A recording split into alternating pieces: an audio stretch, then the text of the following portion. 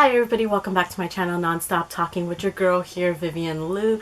Yesterday I posted my best books I read in 2020. Today I am going to be discussing my most surprising. There wasn't an order for this, so I decided to just alphabetize it. I wanted to narrow it down to only 10 titles, and I narrowed it down to 9. So today we have 9 books to talk about. Now let's get started. Number 1 is Check Please Book 2, Sticks and Scones by Ngozi Ukazu. Please correct me. I don't think I'm saying that correctly. But this is the second book in a graphic novel duology. In the first book we are introduced to Eric Biddle, who is starting college and is transitioning from a figure skater to an ice hockey player. He is also a gay baking vlogger, and this is just super cute. I really liked the story, and I think I was just really surprised at how it ended. It was a really good wrap up. It left you wanting more, but at the same time like happy that it ended like on this note, and I just really enjoyed it. I thought it was really good, and you should go check it out if you want like just like happy warm feelings. Number 2 is Eat and Love Yourself by Sweeney Boo.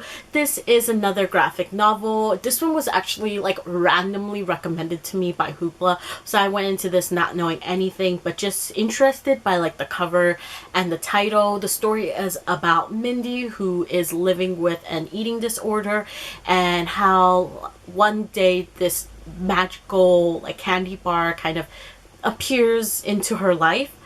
I was a little bit iffy at first reading this. I was kind of like okay, but later on it just really like it really impressed me. Like I think it was the way it talked about like eating disorders and body image.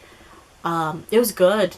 It was really good, and I think I was able to see myself at times in the main character and relate to her. It surprised me, and now it's here on this list. Number 3 is Epic, which is 2.5 in the hymn duology, I guess now maybe a little series, by Serena Bowen and Elle Kennedy. I was not expecting that we would get anything more from him.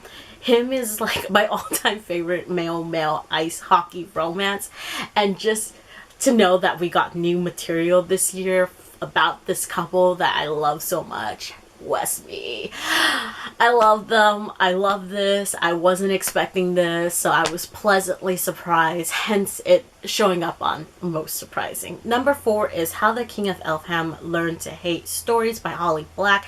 This is the 4th book, but it's like 3.5 of the Folk and the Air series, so I guess this was like a bonus edition. I pre-ordered this knowing absolutely nothing about it. Like I did not know what this was, except for the fact that we were gonna get more Jude and Carden, and I really like the Crew Prince, so I was really like excited for this. So at the same time, like I was like, what else is there? What is this going to do?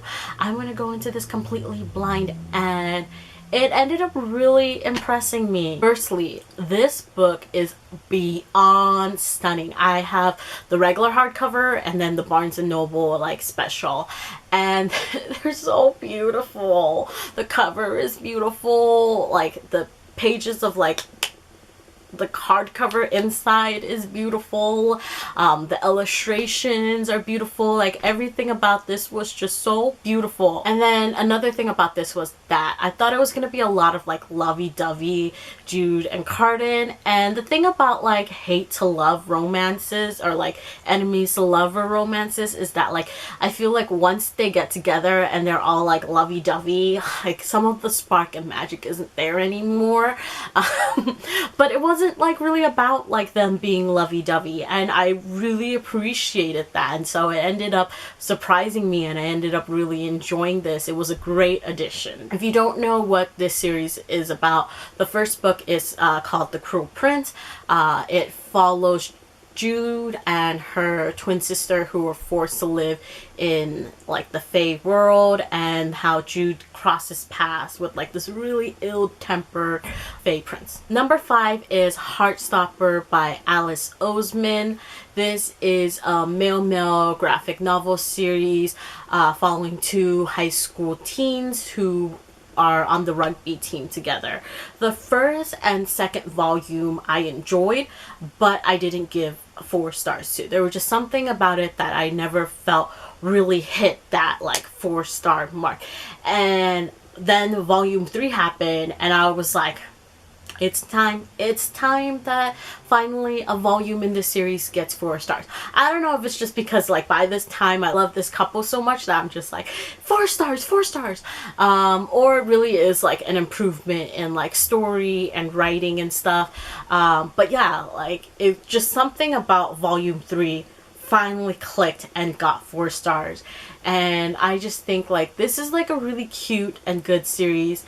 I really recommend it if you want something fluffy, but at the same time like I think it does a good job like tackling modern like teen issues, so it's not just all fluffy. There are serious issues discussed. Number 6 is Kill Me Twice by Chelsea Kane. This is the 5th book in the Archie Sheridan and Gretchen Lowe series. I love the first book in the series a lot. And then it starts to go on this like decline. Like it's not like a huge like drop, but it's just this slow decline where I'm like not enjoying it as much with every book. But then somehow book 5 happens and it just shoots itself back up, and I'm reminded like why I liked the series in the first place, and it gives me the power to push through to finish the end of the series. And I'm like, looking back, I'm like, yeah, overall I enjoyed the series. The first book is titled Heartsick, and it follows a damaged cop, Archie, and the beautiful serial killer, Gretchen. And like she like holds him captive for a few days, really screws with him, and then lets him go. Why? But yeah, anyways, this was like really fun. Like I think the first book was really fun. The rest of the series, like I said, is kind of wobbly up and down, but overall it was really good. I think a little bit too long, but like I said, this is like the reason why book 5 surprised me was because I felt like this series was getting a little bit too long, and then book 5 came and was like, there Vivian, here's why you like this series, and now let's just wrap it up and finish it to the end. Number 7 is Snow Glass Apples, written by Neil Gaiman and illustrated by Colleen Doran. Hopefully I'm saying her last name correctly, but anyways, the artwork in this is absolutely gorgeous, freaking stunning in the details, and the story itself is a dark Snow White retelling. Like I was not expecting to be blown away by this once again random graphic novel that hoopla threw my way, but I was blown away. And I remember after I finished it, I have another friend who likes to read graphic novels that are like on the darker side, and I recommended it to her, and we were both like, isn't the artwork amazing? And then the twist about like the dark Snow White was like fairly well done too. Number 8 is Tweet Cute by Emma Lord. Some days I just feel like, oh, I'm too old to enjoy a contemporary YA teen romance. I'm past that age where like I find it fun and cute. And then a book like Tweet Cute comes my way and I read it and I'm like, oh, this is adorable. I guess I'm not that much of a jaded adult. I can still find these stories swoon-worthy and fun and charming, and I'm so glad that Tweet Cute did that. I do have to say that the ending was a little meh, but overall, like, I really enjoyed it. This is about 2 teens, Pepper and Jack, and they both run the Twitter accounts for their, like, family or parents corporation restaurant, one of the family owns like a fast food burger chain and the other one owns like a deli, and these two like Twitter accounts bicker back and forth, but what they don't realize is that they are actually, you know, teens that go to the same high school. Number 9, and the last book I am going to be talking about today, is With the Fire on High by Elizabeth Acevedo. I read The Poet X last year, or I listened to it as an audiobook. I recommend Elizabeth Acevedo's audiobooks because she narrates it herself and she has this really great voice.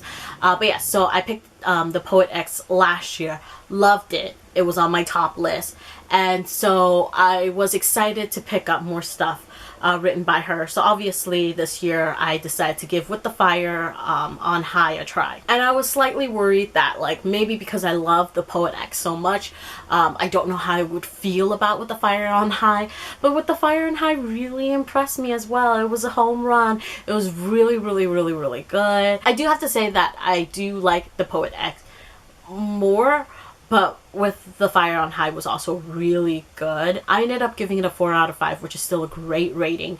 And in short, it's about a teen mom chasing after her culinary dreams. That's it for my most surprising books of 2020. Let me know in the comments down below if you have read any of these books and what are your thoughts on them. Tomorrow I am going to be coming at you with my most disappointing of 2020. And now, outro time. Like, comment, subscribe. See you in my next video whenever that is. Bye!